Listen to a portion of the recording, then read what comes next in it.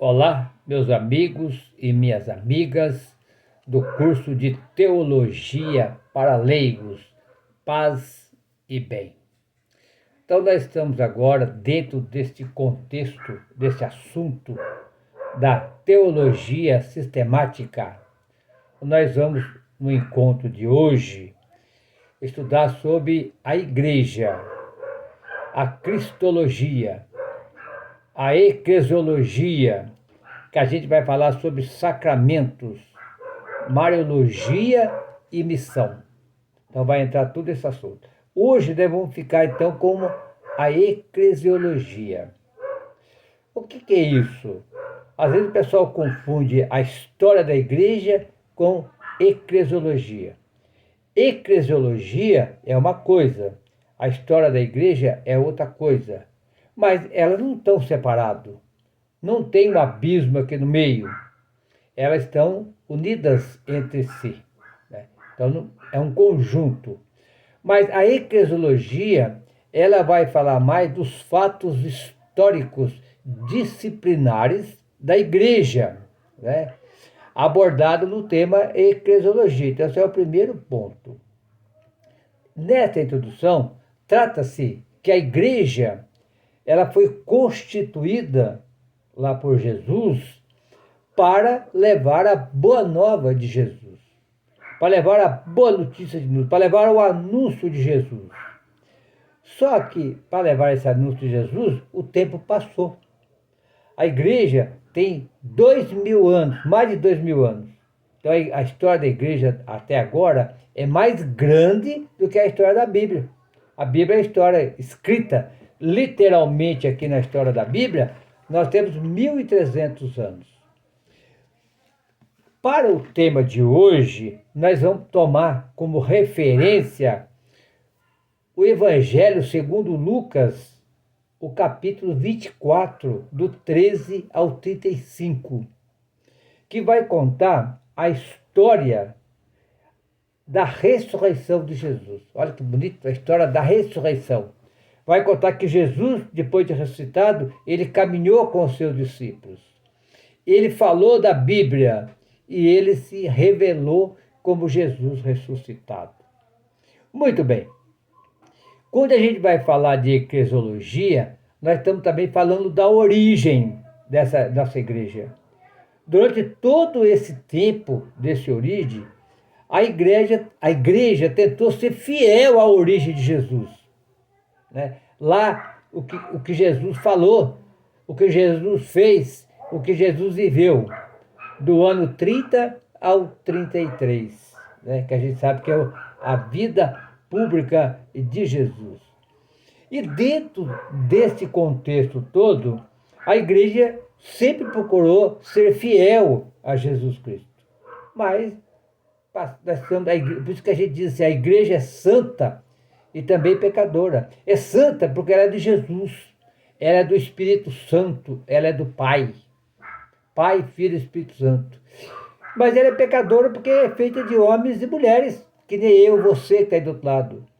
Então a igreja chegou até aqui, não foi por causa de papas, de padre e nem dos professores, nós. A igreja chegou até aqui hoje por causa do Espírito Santo. E os fatores que aconteceu, porque lá é só um ponto para vocês não esquecer, aí já é história, mas só um pontinho. A igreja foi tomada, roubaram ela de nós no ano 318 e ela passou a ser igreja romana. Era igreja católica, apostólica, cristã. E ela passou a ser igreja católica, apostólica, romana, a partir do ano 325, o primeiro concílio. De lá para cá, a igreja teve muitas dificuldades, então, para ser fiel, ter coerência à sua missão, que é a missão de Jesus. Aí ela foi chamada, durante toda a sua história, nessa eclesiologia, que a igreja era Jerusalém lá do alto, que era uma sociedade perfeita, que ela era a cristandade, que ela era povo de Deus, sacramento de salvação, templo do Espírito Santo, e era uma igreja a serviço do reino de Deus. Chegou até alguém dizer, e até agora falam, que não há salvação fora da igreja. Não, isso não é verdade. Fora da igreja católica não tem salvação. Não, não é verdade. Jesus é ecumênico, né? Nós temos outras igrejas, tem outras pessoas fazendo muito o bem, às vezes até mais do que nós, e que não é da igreja católica. Então, a igreja teve essa dificuldade. Ela foi levado com essas dúvidas, ela foi levado o que está certo, o que está errado da igreja. Até hoje a conversa é isso, né? A gente vai dizer assim, olha, o que é necessário para ser igreja? E quem que é igreja? Por quê? A eclesiologia vai tratar de tudo isso nesses encontros que nós vamos ter, né? Por quê? Tem comunidade que faz de um jeito, não é assim? E tem comunidade que faz de outro jeito. Tem igreja paróquia que faz de um jeito, outra paróquia de outro jeito. Por exemplo, vou dar um exemplo do dia de hoje. Casal de segunda união. Pode comungar ou não pode? Tem igreja que fechou, não pode. Mas tem comunidade que diz, dependendo do assunto, pode. Então, para não saber. Então, tem muitas coisas da igreja que já surgem dúvidas. Olha, quem é casado na igreja para batizar os seus filhos? E aquele que não é? Como é que faz? Não vai batizar a criança dele? Então, e as coisas evoluíram muito mais ainda. Hoje nós temos problema, vocês estão fazendo curso aqui de teologia, aprendeu a questão do LGBT, né? Que hoje há questões que vive homem com homem, mulher com mulher. Homem com homem, mulher com mulher. E agora? Esse pessoal vai para a igreja também. Amanhã vai querer lá, as crianças pegaram a criança para criar. E essas crianças precisam fazer a primeira comunhão. Como é que nós vamos resolver? Então, é uma pergunta que nós temos que resolver com o tempo. E a gente está trabalhando nesse ano, o ano passado, esse ano e o ano que vem, sobre o sino dos bispos, que vai reunir o sino dos bispos, também tem leigos e leigas lá, que todas as nossas ideias, todas as paróquias, toda a diocese deveria já estar trabalhando isso com o povão, que o Papa quer saber hoje qual que é a nossa opinião sobre a igreja. Que igreja que nós queremos? Então, porque os tempos mudaram. Então, a eclesiologia é tudo isso aí. A prática a igreja tem. Vamos voltar um pouco atrás. Antes do Vaticano II, a missa era rezada em latim. Ninguém entendia nada. É do meu tempo isso aí. Eu participei da missa em latim quando eu era garoto, até 10 anos de idade, 12 anos de idade. A igreja era 12, 14, a missa era em latim. Ninguém entendia nada. E agora? Com o Vaticano II, que começou em 1962, até o ano 1965, evoluiu. A igreja passou a rezar a missa em português. E cada igreja do mundo, no mundo inteiro era em latim. Mas agora não. Muitas igrejas também, muitas não, todas as igrejas católicas do mundo rezam a missa cada um na sua língua. Então foi uma evolução, foi uma mudança, né? Mas apesar de tudo, o que é eclesiologia então? Aí eu tenho aqui um textinho que eu vou ler para vocês, para não falar nada errado. Saiu aqui, diz, olha, há pessoas que pedem referências para chegar a algum endereço que não conhece. Às vezes você chega aí no lugar, o pessoal fala assim, você sabe onde é rua tal, ou bairro tal? Aquelas pessoas que gostam de fazer gozação dizem assim, então eles perguntam, você conhece o lugar? Aí você responde, sim. Aí eles vêm com a resposta, lá não é não. Viu que legal? Quer dizer, você chega, você pergunta, você conhece o lugar? Não, conheço. Mas então, aí vem a resposta, lá não é não. Sobre a eclesiologia, podemos fazer algo parecido. Você conhece tais e tais curiosidades da igreja? Ou você conhece aqueles aspectos e setores da igreja? A resposta evidente é, E isto ainda não é eclesiologia. Então, o termo eclesiologia vem de antiga, vem do grego, lá do passado, que falava assim grego. A palavra grega significa eclésia, que significava para os gregos Assembleia dos Homens Livres. Estou trocando aqui mais no português, porque eu estou olhando aqui no texto teológico. O que é eclesiologia? O que é a igreja? Mas não estou falando de história da igreja agora não, nós estamos falando de prática de igreja. Então a palavra eclesiologia significa igreja, traduzido para o português, igreja. Igreja quer dizer reunião do povo de Deus. Igreja significa assembleia do povo de Deus. Então, quer dizer, quando você fala assim, eu estou indo para a reunião da comunidade, então eu estou indo para a igreja.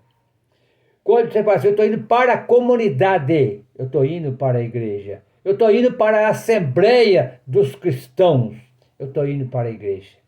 Então é uma palavra que tem diversas coisas para entender. Assembleia do Senhor, por exemplo, né? Assim, a palavra eclésia passou a ser lá no grego e também para nós hoje, uma associação livre que se reunia em determinada casa para o quê? Cada casa para rezar e partilhar a palavra do Senhor. E tem mais aqui, então. Vamos continuar mais aqui. Bom, então, a casa e o lugar das refeições, né? Na igreja, nós temos muitas coisas que a gente faz, né? Então, tem a pregação da palavra de Deus. Vamos falar nos dias de hoje também, mas em toda a história, né?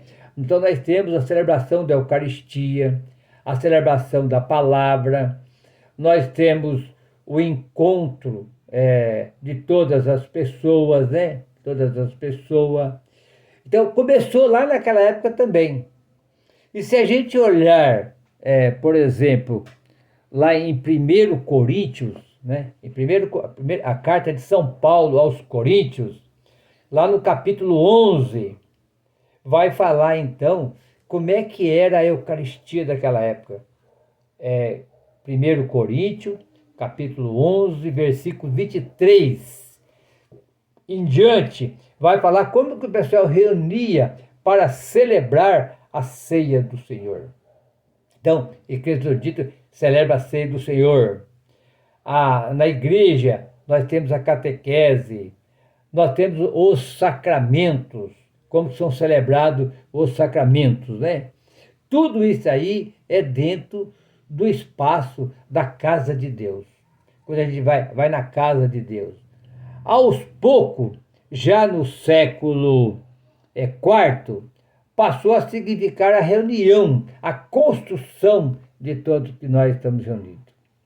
Agora, para nós hoje, o que significa então a eclesiologia?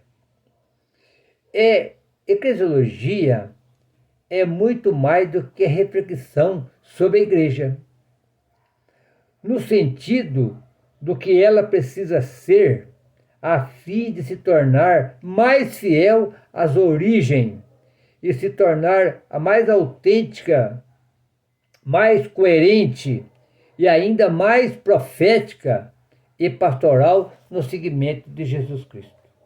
Então, sempre nós devemos voltar. Como é que Jesus fazia? Vamos dar um exemplo hoje do LGBT, né? Nós como igreja. Ou casamento segundo união. A pessoa casou uma vez e não deu certo. E por algum motivo, às vezes aquela pessoa que está ali na igreja não tem culpa. Como é que a gente pode conviver com essas pessoas? Vai dar comunhão? Não vai dar. Ou vamos aceitar ou não vamos aceitar? Aí a gente vai pensar, e se fosse Jesus, o que ele fazia? Aí é onde deve voltar na eclesiologia de Jesus. Né? Como é que ele ensinou a igreja? Aí nos evangelhos não tem muito esse assunto. Por quê? Porque eles estavam vivendo a novidade do cristianismo. Mas algumas coisas são faladas aqui também nos evangelhos. Por exemplo, se você pegar aqui o evangelho segundo Mateus, por exemplo, né? Você olha ele aqui agora, o evangelho segundo Mateus. Se você quiser ler o capítulo 18 do segundo Mateus inteiro, vai falar de uma aula. O que é a igreja? Uma aula como viver em comunidade. Porque o Evangelho segundo Mateus, ele tem 5 sermões, né? E o primeiro sermão é o sermão da montanha, né? E o segundo sermão é o sermão da missão, que é o capítulo 10. E o terceiro é sobre as parábolas. O reino de Deus dentro das parábolas. E o quarto, ele vai falar do sermão da comunidade. Como que a comunidade deve se comportar. É uma aula muito importante, pessoal, para a gente entender o que é a igreja. Mas aqui no capítulo 16, ele fala algumas coisas assim, olha lá. Por exemplo, no capítulo 16, no versículo 18, ele diz assim, olha, capítulo 16, segundo Mateus, e vai até o 20. Ele diz assim, olha, eu também lhe digo, você é Pedro, e sobre esta pedra eu construirei a minha igreja, e as portas do inferno não dominarão sobre ela. E eu lhe darei a chave do reino dos céus. O que você ligar na terra será ligado nos céus, e o que você desligar na terra será desligado nos céus. Então ordenou que os discípulos não dissessem a ninguém que ele era o Messias. Então veja bem, aqui está falando que a igreja tem uma grande autoridade. Tudo que você, eu, nós ligar na terra, será ligado no céu. E que nós desligar aqui, será desligado no céu. Então, isso chama-se comunidade. Não é eu querer desligar aqui, você quer desligar, eu ligar, não. Tem que ser um trabalho em comunidade. Então, a eclesiologia, antes de Jesus Cristo, ela, lá já no Antigo Testamento, já tinha essa ideia de comunidade, claro que tinha. Quando a gente fala assim, olha, a coerência do povo de Deus. O povo de Deus saiu do Egito e foi até Israel caminhando. Quando a gente fala o reino de Davi, o pequeno resto. Quando a gente fala do pequeno resto, a gente está falando ali do ano 600 antes de Cristo, que o povo foi tudo exilado para a Babilônia.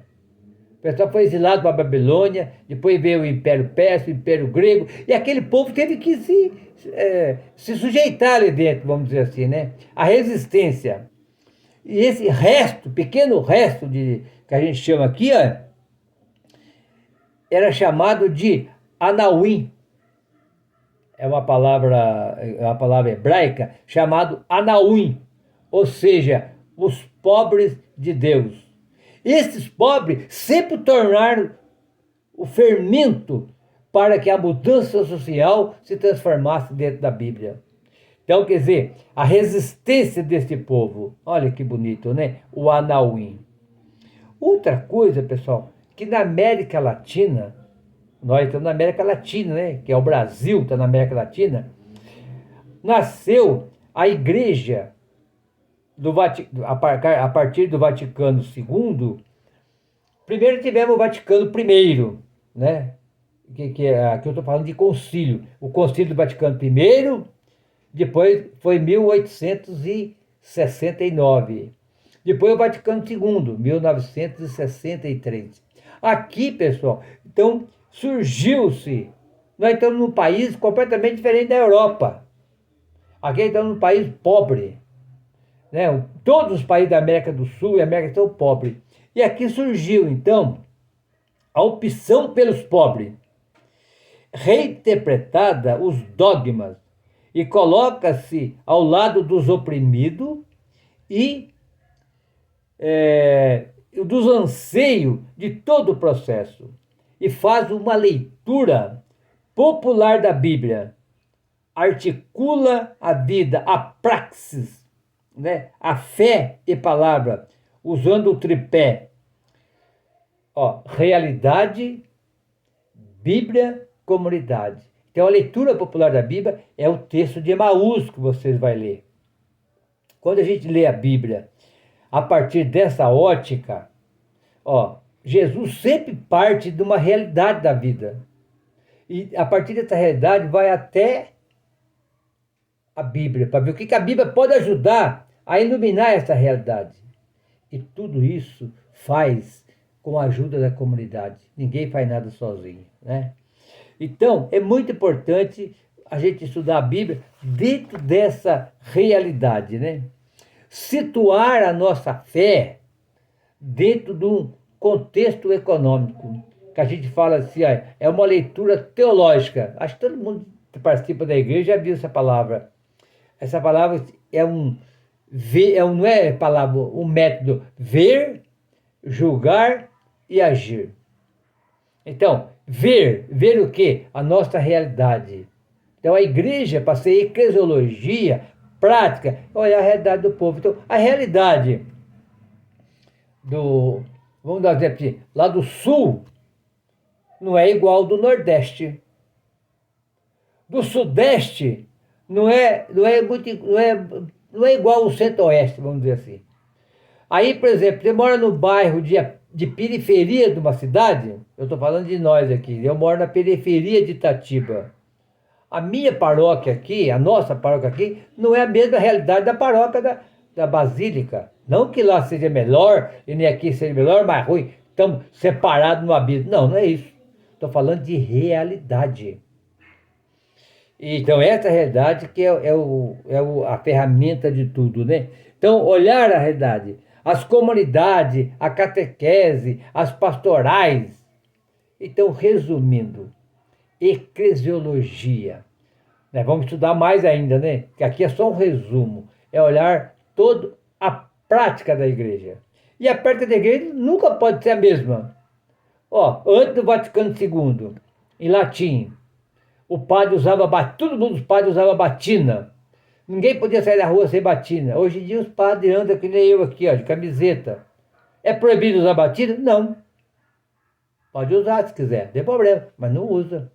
Muitas freiras usam o hábito, toda aquela roupa de freira. Não quer usar? Não tem problema, não precisa usar. E para nós encerrando então, o Lucas 24, 13 ao 35, vocês pegam aí para ler. Do 13 até o 24, Jesus fala da realidade, que é o ver. Só fala da realidade, presta atenção, caminhando com o discípulo de Emaús. Depois do 25 ao 27, ele vai na Bíblia e mostra a história de Israel, como é que ela é. E depois do 28 ao 35, é a reunião em comunidade. Quando ele falou da realidade, eles conheceram Jesus? Não. Quando ele falou da Bíblia, eles conheceram Jesus? Não. Mas quando ele falou a terceira parte, aí o pessoal entendeu. Quando ele falou a última parte, quando ele partiu o pão na comunidade, partiu o pão e pôs o vinho lá, que para nós hoje em dia é o cafezinho com pão. Que tempo era o vinho e o pão. O povo falou, é ele! E conheceram Jesus. Então, meus amigos, vamos ficando por aqui.